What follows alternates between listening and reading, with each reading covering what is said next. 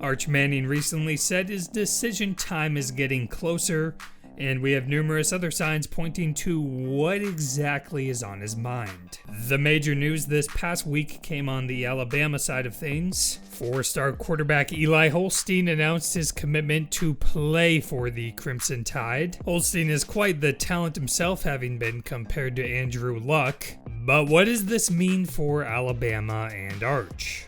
Well, they're most likely out on Arch, but not 100% out. Arch is still planning on visiting the Alabama campus yet again during the June 10th weekend. Holstein will be there as well, and according to On3, Nick Saban wishes to double dip on both quarterbacks. Obviously, that isn't super common, but not only does it happen sometimes, it's actually happened in the Manning family before. Peyton Manning was the second quarterback commitment in Tennessee's 1994 class. He was paired up with Brandon Stewart, who once said, "I'm looking forward to the competition with Peyton."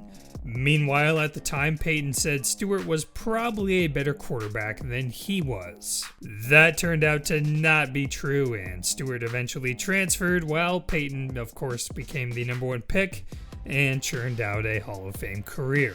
Bama has even successfully double-dipped on quarterbacks in very recent times. In their 2017 class, they grabbed two championship-winning first-round NFL draft pick quarterbacks in Tua Tagovailoa and Mac Jones. Tua was a 5-star while Mac was a 3-star. Getting both Holstein and Arch would be a dream scenario for Alabama, and they can expect to have great success together if they both end up competing with each other. Although it is worth mentioning how crowded that quarterback room would be with 2022 5-star Ty Simpson. Still, I'd imagine a scenario much closer to Tua and Mac rather than Peyton and Stewart. Arch would have to be ready and confident and wanting to compete with those guys.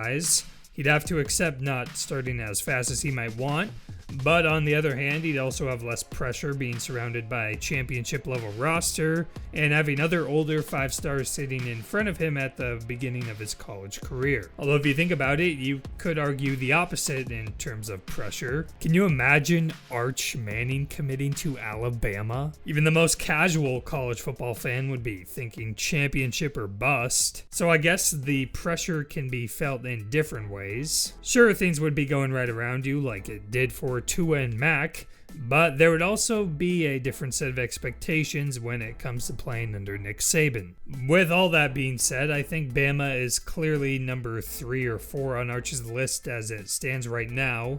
We'd previously talked on this channel about how Holstein was most likely plan B for if and when they got the feeling that Arch was going somewhere else. On3's Chad Simmons said he thinks Holstein's commitment is a sign that Alabama has been eliminated by Arch. He also thinks it's been down to Georgia and Texas for a while now. So let's first start with Georgia. Arch will visit Athens the June 3rd weekend. Earlier this month, he said Athens is probably the best college town I've ever been to, which made plenty of Georgia fans excited about a commitment. I think it's clear that Arch prefers the smaller feel of Athens compared to Austin. He also was sure to mention how many players Georgia had drafted this year. That would be another mark in the column against Texas. We'll talk a bit more about how Kirby Smart fits into the equation versus Steve Sarkisian toward the end of this video. For Texas, Arch will make his way back there yet again on the weekend of June 17th. Texas embarrassingly had no players selected in this year's NFL draft, some of that being the reality and Texas still being considered a favorite this late into the recruitment.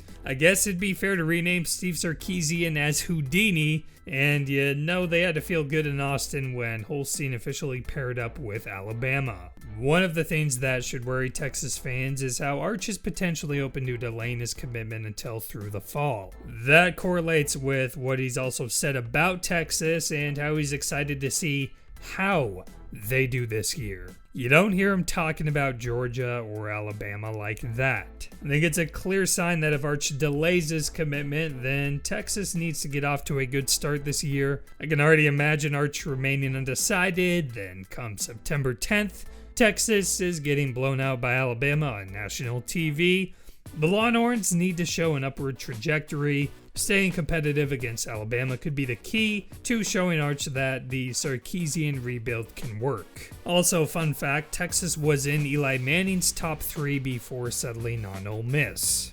We also have a few more details on the non-recruiting side of things for Arch. The Athletic recently released a story on Arch, and we learned that Peyton frequently leaves lengthy voice messages to Arch after games, breaking down his film. And with the article being titled How to Land Arch Manning, dig into Peyton and Eli's recruitment, we also learned that the family's biggest concern in the 90s was keeping the two quarterbacks clean in the pocket after Archie's sack-shortened NFL career. So, present day speaking, out of our 3 finalists for Arch, Alabama would check the boxes on that front. The key in the prior 2 Manning recruitments was also David Cutcliffe.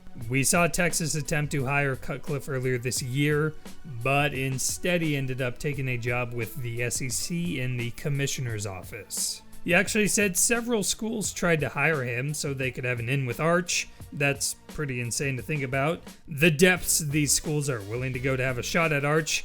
It's really no wonder why Cutcliffe is seen as the key.